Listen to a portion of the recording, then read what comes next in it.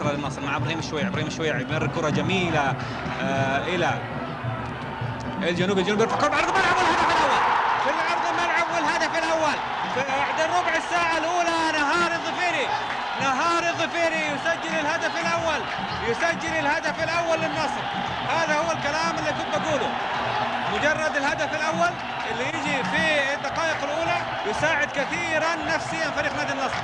وها هو ياتي براس نهار الظفيري من التعادل المثمر اللي كان بين ابراهيم الشويع وعبد العزيز الجنوبي اللي رفع كره بعرض الملعب، وبراس نهار الظفيري معلنه الهدف الاول للنصر في الدقيقه 17.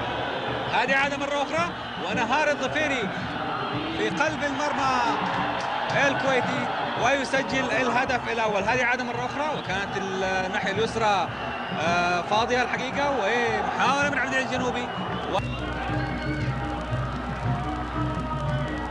اماميه لحسين هادي. ماجد الدوسري يمرر كره الى نهار الظفيري. هو المرمى نهار بيسجل الهدف الثاني، بيسجل الثاني للنصر. نهار الظفيري والجول الثاني للنصر في الدقيقة 6 من زمن الشوط الثاني. نهار الظفيري زي ما تألق عبد الله ابراهيم في الكويت، نهار الظفيري يسجل الهدف الثاني للنصر في وقت مبكر من شوط المباراة الثاني.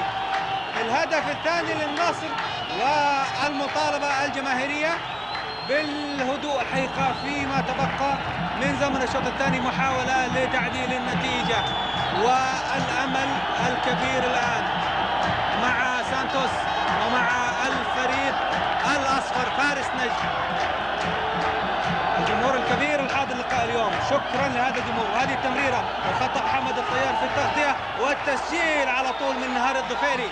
أبدا الفرصة لا تأتي مرتين، وتمريرة ماجد الدوسري الجميلة بظاهر القدم اليمنى لماجد إلى